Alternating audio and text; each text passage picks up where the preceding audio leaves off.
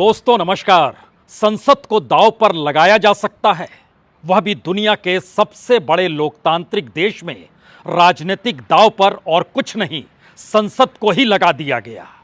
संसद का मतलब लोकतंत्र का मंदिर है और लोकतंत्र के मंदिर का मतलब ईंट और गारा है और ईंट और गारे का मतलब एक शानदार महल है और उस शानदार महल का मतलब इस देश के प्रधानमंत्री का उस महल का उद्घाटन करना है और आने वाले वक्त में उसी महल पर राज करना है। यह संकेत की भाषा नहीं है, मौजूदा वक्त में भारत की यह हकीकत है। और दूसरी तरफ विपक्ष को बतलाना पड़ रहा है कि एक बार संविधान में लिखे शब्दों को तो पढ़ लीजिए। उन शब्दों में लिखा हुआ है कि दरअसल प्रधानमंत्री और राष्ट्रपति में एक अंतर होता है और राष्ट्रपति चाहे अनचाहे संसद के दायरे के भीतर में सबसे बड़ा व्यक्ति होता है, सबसे बड़ा शख्स होता है। लेकिन प्रधानमंत्री की जिद है कि दरअसल नया संसद भवन जो बना है उसका उद्घाटन वही करें। प्रधानमंत्री की जिद है कि दरअसल इस देश के भीतर में अब सांसदों की तादाद बढ़नी चाहिए। प्रधानमंत्री की जिद है कि इस संसद के भीतर सत्ता जिसकी ताकत बहुमत से ज्यादा की हो चली हो तो उसके सामने विपक्ष कोई ऊंची आवाज में ना बोले और कोई सवाल तो बिल्कुल खड़ा ही ना करे और सत्ता जिसे चाहे उसे सदस्यता उसकी रद्द कर दे, जिसे चाहे उसे उस कटघरे में लाकर खड़ा कर दे जहां पर इस देश की स्वायत्त संस्थाएं कहने लगे कि हां ये अपराधी है और फिर संसद के भीतर शोर मच जाए कि कोई मतलब नहीं है अब इस देश में संसदीय कमेटियों का, कोई मतलब नहीं है संसद के भीतर किसी विधेयक को लाकर उस पर बहस करने का, और बहुत मतलब है कि सत्ता ने जो तय कर लिया वही सब कुछ है। यह समूचा कच्चा चिट्ठा मौजूदा वक्त में उस 28 तारीख के प्लान के इर्द गिर्द आकर सिमट चुका है जिसमें 28 तारीख को प्रधानमंत्री को नए संसद भवन का उद्घाटन करना है और विपक्ष कह रहा है कि दरअसल राष्ट्रपति को उद्घाटन करना चाहिए, प्रधानमंत्री को नहीं। लेकिन यह बात इतनी सरल नहीं है जो महज उद्घाटन तक जुड़ी हो, क्योंकि एक लंबी फेरिस्त एक तरफ विपक्ष ने जारी की है और दूसरी तरफ इस देश में सत्ता की ताकत का एहसास प्रधानमंत्री उद्घाटन के जरिए और आने वाले वक्त में संसद के भीतर कैसी बहुमत, कितनी बड़ी तादाद में रहेगी, कितने संसद सदस्य की संख्या होगी, सब कुछ वह निर्धारित करके बैठे हैं। तो लोकतंत्र का पाठ संविधान के जरिए मत पढ़िए, लोकतंत्र का मंदिर संसद को मत मानिए। लोकतंत्र के दायरे में हिंदुस्तान के उन आम लोगों को और नागरिकों को समझने का प्रयास कीजिए जिसमें पहली बार विपक्ष का कहना है कि हम अपनी बातों का जिक्र खुले आसमान तले और खुली सड़कों पर लोगों के बीच जाकर करेंगे। और राहुल गांधी ने यही पासा संसद सदस्यता रद्द होने के बाद फेंक दिया है। यह एक ऐसा दांव है जिसके दायरे में संसद भी आकर खड़ी हो गई है कि संसद की महत्ता को किधर खड़ा किया जाए। और समूचे विपक्ष ने एक लिहाज से कह दिया, क्योंकि 19 राजनीतिक दल कम नहीं होते हैं, उन्होंने कहा कि जो 28 तारीख का आपका प्लान है जिसमें आप चकाचौंध तले और नए नए तरीकों से इस बात का एहसास इस देश को कराना चाहते हैं कि दरअसल संसद का मतलब हम हैं और हम हैं तो संसद है, तो हम इसका बायकॉट करते हैं। कितनी बड़ी तादाद में संसद सदस्यों की मौजूदगी 28 तारीख को होगी, यह सवाल किसी के जहन में भी अब रेंग सकता है। 543 लोकसभा के सदस्य, 238 राज्यसभा के सदस्य, लेकिन बायकॉट करने वालों की तादाद को अगर जोड़ना शुरू कीजिएगा तो 19 राजनीतिक दलों के 97 राज्यसभा के सदस्य और लोकसभा के 158 यानी दोनों को जोड़ दीजिएगा तो 255 सांसद उस दिन यानी 28 तारीख को नहीं रहेंगे। यह तो आंकड़ों का गणित है जो बार बार संसद के दायरे में सत्ता को बनते बिगड़ते हुए इसी मैथमेटिक्स को देखता है। लेकिन भारत के भीतर का सच क्या है, इस सच को विपक्ष ने अपने तौर पर जिस तरीके से किया है उसका मैसेज एक ही है। दरअसल मौजूदा वक्त में यह देश प्रधानमंत्री को नहीं देख रहा है बल्कि एक तानाशाह को देख रहा है। मौजूदा वक्त में इस देश में लोकतंत्र नहीं है, बल्कि लोकतंत्र के नाम पर एक सत्ता है जिसने लोकतंत्र की तमाम धाराओं को सोख लिया है। मौजूदा वक्त में संविधान की मौजूदगी और उसमें दर्ज अलग अलग आर्टिकल के जरिए राष्ट्रपति के महत्व को भी प्रधानमंत्री के सामने गौण कर दिया गया है, खत्म कर दिया गया है। तो 4 दिनों के बाद सोचिए, जब खुले आसमान तले नए संसद भवन का उद्घाटन करने प्रधानमंत्री पहुंचेंगे तो वहां पर पहली दृष्टि किसी के जहन में आएगी कि 255 सांसद नहीं, यानी 19 राजनीतिक दल नहीं है। जो छिटपुट बाकी राजनीतिक दल हैं उनकी मौजूदगी उनकी राजनीतिक मजबूरी के साथ जुड़ी हुई हो सकती है, क्योंकि संविधान अपने तौर पर अनुच्छेद 79 में कहता है कि संघ के लिए एक संसद होगी जिसमें राष्ट्रपति और 2 सदन होंगे, जिन्हें क्रमशः राज्यों की परिषद और लोगों की सभा के रूप में जाना जाएगा, यानी राज्यसभा है और लोकसभा है। और राष्ट्रपति न केवल भारत में राज्य का प्रमुख होता है बल्कि संसद का एक अभिन्न अंग होता है। वही संसद को बुलाता है, वही सत्रावसान करता है, यानी संसद के भीतर जो सत्र चले उसकी शुरुआत वही, उसका अंत वही, और तमाम बातों के जरिए राष्ट्रपति के इर्द गिर्द भारत की संसदीय राजनीति घूमती है। लेकिन एक झटके में जब इस बात का जिक्र चला और राहुल गांधी ने 2 दांव एक झटके में खेल दिए, संसद सदस्यता उनकी छीन ली गई कुछ ऐसे अपराध के जरिए जिस अपराध को लेकर अभी भी हाईकोर्ट उलझन है और वहां के जज जो हैं छुट्टी पर गए हुए हैं, छुट्टी से लौटेंगे तो फैसला सुनाएंगे। सरकार की मंशा अपने तौर पर बहुत साफ उभर रही है, जिसका जिक्र कांग्रेसी खुले तौर पर करते हैं। वो कहते हैं कि दरअसल मौजूदा सत्ता नहीं चाहती है कि राहुल गांधी 2024 का चुनाव लड़ सके। मौजूदा सत्ता चाहती है कि एक मैसेज जाए कि इस देश की न्यायपालिका भी उसके हिसाब से चलती है। मौजूदा राजनीतिक सत्ता अपनी सत्ता के अनुकूल इस देश के लोकतंत्र को गढ़ती है और अपनी सत्ता अनुकूल संविधान को परिभाषित करना चाहती है। और शायद इसीलिए पहली बार संसद अगर दांव पर है तो विपक्ष ने जो लगभग 6-7 मुद्दे खड़े किए हैं वह मौजूदा वक्त में कितने महत्वपूर्ण हैं या लोकतंत्र इस देश से गायब है, यह आप तय कीजिएगा। क्योंकि जो विपक्ष ने शुरू किया उसका कहना है कि संसद को लगातार खोखला करने वाले प्रधानमंत्री उनके लिए अलोकतांत्रिक कृत्य यानी अनडेमोक्रेटिक तौर तरीके कोई नए नहीं हैं, वो लगातार करते चले आ रहे हैं और ये आरोप उन पर लग रहा है जिन्हें लोकतंत्र के मंदिर संसद भवन का उद्घाटन करना है। यह पहला वक्तव्य है। दूसरा वक्तव्य है कि संसद के विपक्षी सदस्यों को अयोग्य, निलंबित और मौन कर दिया जाता है जब वो इस देश के मुद्दे उठाते हैं। इस देश में जितना बड़ा कॉरपोरेट स्कैम हो गया वही मुद्दा तो पार्लियामेंट में उठ रहा था, लेकिन एक झटके में उन्हीं प्रधानमंत्री ने जिनको लोकतंत्र के मंदिर संसद भवन का उद्घाटन करना है, उन्होंने चुप्पी थाम ली और एक शब्द भी अडानी शब्द के साथ जोड़कर बीते कई महीनों से नहीं कहा।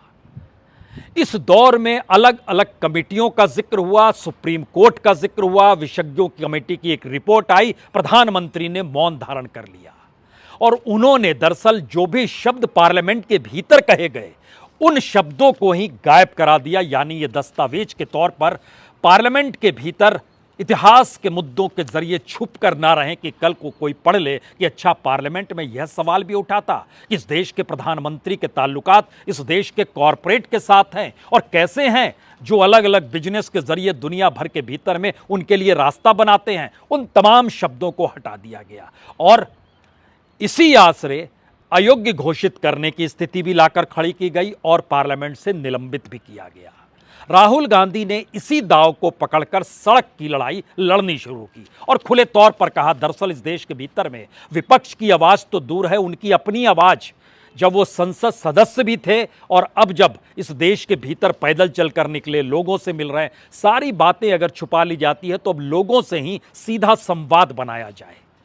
और इसीलिए उन्होंने उस सड़क की भाषा को पकड़ा, उस सड़क के मुद्दों को पकड़ा, उस सड़क की भावनाओं को पकड़ा जिसके जरिए मौजूदा वक्त में एक सवाल हर जहन में उठे कि पार्लियामेंट का मतलब क्या होता है।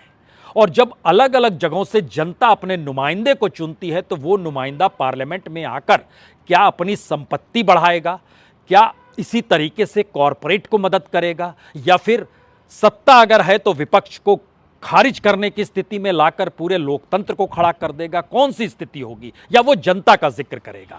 यह तीसरी बड़ी बात थी। और सत्ता पक्ष के सांसदों ने संसद बाधित की यह भी पहली बार अडानी कांड के वक्त नजर आया, जब खुले तौर पर कहा गया कि राहुल गांधी ने लंदन में क्या कहा। अब लंदन में जो कहा उसको लेकर सत्ता पक्ष ही एग्रेसिव हो गया और पार्लियामेंट नहीं चलने दी। तो 4 दिनों के बाद तो उन्हें अमेरिका जाना है, अब वहां क्या कहेंगे, और उसके बाद पार्लियामेंट शुरू होनी है, फिर यहां कैसा शोर होगा। तो इस नए संसद भवन का मतलब लोकतांत्रिक परिस्थिति में कुछ भी है या नहीं है। यह अलग मसला है कि स्थिति इतनी विकट कर दी गई है कि राहुल गांधी का पासपोर्ट जो नया बनना है वह भी अदालत से उनको इजाजत लेनी है बाहर जाने के लिए, और उसकी सुनवाई आज होनी थी जिसको शुक्रवार तक टाल दी गई है। शुक्रवार का मतलब 26 तारीख, और 28 तारीख को उनकी रवानगी है। पासपोर्ट नहीं बनेगा तो नहीं जा पाएंगे। तो क्या ऐसा डर और ऐसा खौफ सत्ता के बीच है, और सत्ता ने इसीलिए 28 का प्लान हिंदुस्तान के चकाचौंध लोकतांत्रिक परिस्थितियों के आश्रय संसद भवन के जरिए करने की कोशिश की, और उसमें पूरा बायकॉट विपक्ष ने कर दिया? तो क्या ये एक बड़ा धक्का है? अब इसके बाद की स्थिति देखिए। याद कीजिए 3 कृषि कानून जिसका इस दौर में विपक्ष ने भी जिक्र किया है अपने बायकॉट के साथ। उनका कहना है कि जब कोई विवादास्पद विधेयक आता है तो उस पर तो बहस ही नहीं होती और पास करा लिया जाता, और 3 कृषि कानून तो उसके उदाहरण के तौर पर हैं। और इतना ही नहीं, महज 10 मिनट के भीतर इस देश का पूरा बजट पास हो जाता और उस पर भी कोई चर्चा नहीं होती है, विपक्ष कुछ कह नहीं पाता है। ये कौन सी परिस्थिति है? तो फिर संसद का मतलब क्या है? जिस संसद और लोकतंत्र के मंदिर के आश्रय मौजूदा वक्त में दुनिया को यह दिखाने की कोशिश है, देखिए एक शानदार इमारत हमने बनाई है, हम स्वावलंबी हो गए हैं, ईंट हमारा, गारा हमारा, लोहा हमारा, मजदूर हमारे, और उन मजदूरों को भी हम सम्मानित करेंगे जिनकी संख्या 60,000 है, और सम्मानित इस देश के प्रधानमंत्री करेंगे, जो पता नहीं अगली बार होंगे या नहीं होंगे, और अगली बार होंगे तो फिर उसके बाद होंगे या नहीं होंगे। क्योंकि नेहरू से लेकर मनमोहन सिंह काल तक तमाम प्रधानमंत्रियों की जब सत्ता थी इनकी तूती बोलती थी, लेकिन एक झटके में गायब हो गए। अटल बिहारी वाजपेयी को याद कीजिए, 2004 किस शाइनिंग इंडिया के आसरे वो चल रहे थे, लेकिन एक झटके में जब फैसला जनता ने दिया तो फिर कोई पूछने वाला नहीं था। क्या ऐसी स्थिति आती और प्रधानमंत्री को इसका आभास नहीं है? या जिन बातों का जिक्र विपक्ष कह रहा है कि दरअसल यह एक लोकतंत्र को खत्म करने वाले प्रधानमंत्री हैं, और तानाशाही तरीके से इन्होंने इस संसद भवन को लेकर भी अपनी पूरी की पूरी ऊर्जा लगा दी, और ना जनता से पूछा ना पॉलिटिकल पार्टी से पूछा। 970 करोड़ की यह इमारत है। पूरा का पूरा सेंट्रल विस्टा प्रोजेक्ट जो है वो एक अलग है कि उसमें 13,000 करोड़ से ज़्यादा का बजट है, लेकिन 970 करोड़ की इमारत उस वक्त भी बन रही थी जब इस देश में लॉकडाउन था, उस वक्त भी बन रही थी जब पूरी दुनिया महामारी से 2-2 हाथ करने में लगी हुई थी, उस वक्त भी बन रही थी जब इस बात के लगातार पदचिन्ह दिखाई दे रहे थे कि कैसे मजदूरों के सामने संकट है और कैसे इलाज तक नहीं मिल पा रहा, और ऑक्सीजन भी उपलब्ध करा पाने में भारत के अस्पताल कमजोर साबित हो गए या कहें फेल हो गए। लेकिन इमारत बन रही थी क्योंकि लोकतंत्र के मंदिर और पार्लियामेंट की पहचान अंग्रेजों के साथ ना जुड़ी रहे, इस बात का जिक्र किया गया। लेकिन इस बात का जिक्र आज भी कोई नहीं कहता है कि दरअसल अंग्रेजों के वक्त का जो इंडियन पेनल कोड है वो क्यों चल रहा है, और उस दौर में जो राजद्रोह तक की परिस्थिति थी जो अंग्रेजों ने रखी थी, उस नियम कायदे को हटाने में भी सुप्रीम कोर्ट को कहना पड़ा फिलहाल इसे स्थगित कीजिए। यानी जो अनुकूल होगा उसको मानेंगे, जो प्रतिकूल होगा उसको नहीं मानेंगे, और कुछ नया गढ़ना होगा तो ये बतलाएंगे कि दरअसल हम ही हम हैं, तुम क्या हो। क्योंकि आरोपों की फहरिस्त में बहुत साफ तौर पर कहा गया कि जो इमारत बनाने का आइडिया प्रधानमंत्री के जहन में आया, सांसदों से कोई परामर्श नहीं किया गया, इस देश के लोगों से, नागरिकों से पूछा तक नहीं गया। इतना पैसा खर्च हो रहा है, इसको लेकर कोई आवाज ना उठे इसकी भी व्यवस्था की गई। और जब लोकतंत्र की आत्मा को संसद से निष्कासित कर दिया गया तो फिर इस नई इमारत का क्या मूल्य होगा, यह सवाल विपक्ष ने पूछा है। मूल्य 970 करोड़ है, तो क्या भारत के लोकतंत्र के मंदिर की कीमत 970 करोड़ है या फिर लोकतंत्र की कीमत 970 करोड़ है? यह सवाल कोई भी पूछ सकता है। तो क्या कीमत इस दौर में लगाई जा रही है और कीमतों के आसरे भारत की डेमोक्रेसी को परखा जा रहा है? क्योंकि विपक्ष का एक और सवाल है कि हम नए संसद भवन के उद्घाटन का बहिष्कार करने के अपने सामूहिक निर्णय इसलिए ले रहे हैं क्योंकि प्रधानमंत्री निरंकुश हो चले हैं, क्योंकि उनकी सरकार के खिलाफ शब्द और भावना लोगों तक ले जाने के अलावे हमारे पास कोई दूसरा रास्ता नहीं बचा है। अब यहां से शुरू होता है कि दरअसल ये पूरा का पूरा मसला उठा कहां से और किस तरीके से मौजूदा वक्त में संसद भवन को ही लेकर राजनीतिक दांव खेल दिया गया। ध्यान दीजिए तो इस देश के भीतर में जितनी घटनाएं हुई हैं वो राष्ट्रीय सुरक्षा और राष्ट्रीयता के दायरे में लाकर सरकार ने खड़े करने की कोशिश की। इस देश के भीतर जो भी स्कैम हुए, जो भी जासूसी कांड हुआ, जो भी हथियारों की डील हुई, राफेल तक की डील हुई, और होते होते मौजूदा वक्त में जब आते चले जाएंगे और अडानी कांड तक आकर रुक जाएंगे तो आपके जहन में होगा कि सरकार या तो खामोशी बरती है या उसकी पूरी की पूरी फिलॉसफी को उस नेशनलिज्म के दायरे में लाकर खड़ा करना चाहती है जहां जनता को यह लगे कि वाह क्या राष्ट्रवाद है और प्रधानमंत्री मोदी उसके शीर्ष पर बैठे हुए नजर आने चाहिए। इसके लिए समूचा मीडिया लग जाता है। अब यह कहा गया विपक्ष के जरिए या मौजूदा वक्त में अगर संविधान को भी पढ़िएगा तो उसमें एक चीज साफ होगी कि राष्ट्रपति के बिना संसद कार्य नहीं करती।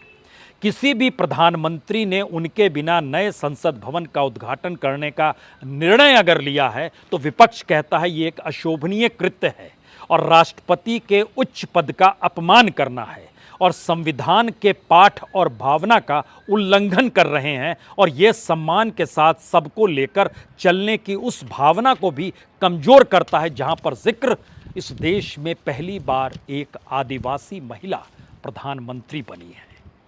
इससे बेहतरीन कुछ हो नहीं सकता है। लेकिन राजनीति का जिक्र होगा तो प्रधानमंत्री का नाम ही हर कोई ले लीजिए। शायद इसीलिए जो 19 राजनीतिक दल हैं अगर एक क्षण के लिए राजनीतिक दायरे में लेकर आइए और दूसरे क्षण के लिए कॉन्स्टिट्यूशनली समझने की कोशिश कीजिए।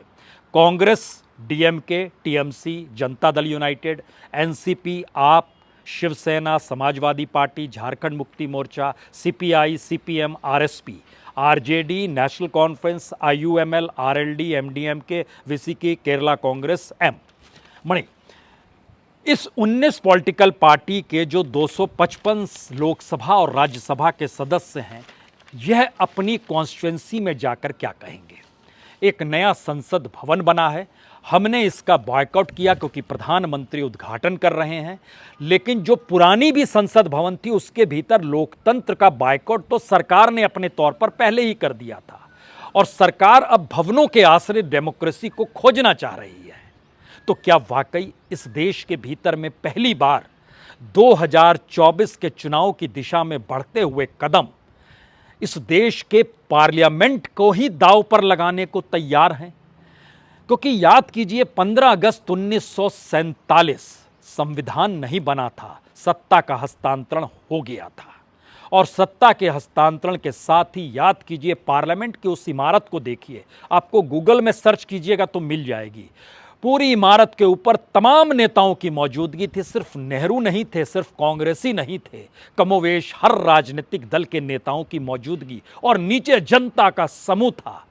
जो विजय चौक आप देखते हैं ना, उस पूरे इलाके में सिर्फ लोग ही लोग थे, भरे पड़े थे, पटे पड़े थे, लोगों की मौजूदगी थे। लेकिन आज की तारीख में इस नए संसद भवन के दायरे के भीतर में आप जा नहीं सकते हैं। जब इसका निर्माण कार्य हो रहा था तो सरकार ने बकायदा कानून बना दिया, जिसने भी इसकी तस्वीर जारी की उसके खिलाफ कार्रवाई होगी। तस्वीरें भी नहीं छप रही थी कि कंस्ट्रक्शन वर्क हो रहा है और एक रात अचानक प्रधानमंत्री निकले और निरीक्षण करने चले गए और उस तस्वीर को सबने खींचा और अगले दिन अखबार में छप गई और वहां पर एक बोर्ड भी लगा हुआ है, कोई तस्वीर नहीं ले सकता है। लेकिन प्रधानमंत्री उस दायरे के भीतर हैं तो वो तस्वीर तमाम अखबारों में छपी, तमाम मीडिया जो इलेक्ट्रॉनिक मीडिया है उसके स्क्रीन पर रेंगने लगी। यानी समझे कुछ, इस देश के भीतर में कानून किताबों में दर्ज है और सत्ता के लिए कानून देश के प्रधानमंत्री के तौर पर मौजूद हैं और उनकी मौजूदगी तमाम चीज़ों को ख़त्म कर देती है एक झटके में। और शायद इसीलिए इस बात का एहसास और 15 अगस्त 1947 की भावना, जो जनता की भावना संसद के साथ जुड़ती है, उससे हटकर देश के गृह मंत्री आज प्रेस कॉन्फ्रेंस करने आ गए और उन्होंने आकर कहा कि जो राजदंड है वो तमिलनाडु के पुजारियों ने सेंगल, जिसको राजदंड कहते हैं, वो नेहरू को भेंट किया था, उसको भी वहाँ पर स्थापित किया जाएगा और वैदिक मंत्रोच्चार के साथ संसद भवन में जब स्थापित करेंगे तो फिर वाहवाही हो जाएगी। ये एक अलग मसला है कि जो नया संसद भवन बन रहा है उसमें लोगों के जो बैठने की परिस्थिति बनाई गई है, अभी तो 238, 245, 270 राज्यसभा के सदस्य बैठ सकते हैं। इनको आने वाले वक्त में बढ़ाया जाएगा, 336 तक किया जाएगा। लोकसभा जो 545 है, 2 नॉमिनेटेड 543 चुने जाते हैं, इसको बढ़ाकर 888 तक की बैठने की व्यवस्था है। यानी आने वाले वक्त में भारत की संसदीय राजनीति और लोकतंत्र और उसके भीतर लोकतंत्र का मंदिर जो संसद भवन के तौर पर है, उसमें कितना व्यापक परिवर्तन 2024 के बाद आने वाला है, वह इस भवन के जरिए समझा जा सकता है, जिस भवन की उपलब्धि इतनी ही है कि वक्त में कारीगरों ने एक इमारत खड़ी कर दी, 970 करोड़ रुपए में वह इमारत खड़ी हो गई। वहाँ पर बैठने की शानदार व्यवस्था है, शानदार पंखा है, एसी है, सब कुछ शानदार है, इतनी चकाचौंध है कि देख के आप हैरत में आ जाएंगे। और इसीलिए एक वक्त इसी पार्लियामेंट के भीतर जब राष्ट्रकवि दिनकर ने कहा था कि दिल्ली कैसे एक रेशमी नगर के तौर पर तब्दील किया जा रहा है और उनको चेताया था कि याद रखो जिस दिन इस देश का किसान मजदूर जाग गया तो यह तुम्हारा जो रेशमी नगर है यह धराशायी हो जाएगा। और मौजूदा वक्त में देखिए 75 बरस के बाद आज़ादी के जिस अमृतकाल का गान किया जा रहा है उसमें इस रेशमी नगर के भीतर किसी हीरे की तरह चमकते हुए संसद भवन की मौजूदगी हर किसी की आंखों के सामने लाकर खड़ी की जाएगी और इसको लेकर कमेंट्री दिन भर और रात भर चलती रहेगी तमाम चैनलों पर। लेकिन यह कोई नहीं कहेगा कि भारत की अपनी परिस्थिति इस दौर में किन स्थितियों से जूझ रही है और जो जनता वोट देती है अपने नुमाइंदे को और वह नुमाइंदा जब वहाँ से उठकर पार्लियामेंट में आता है तो उसमें 3 बातों पर गौर कीजिएगा।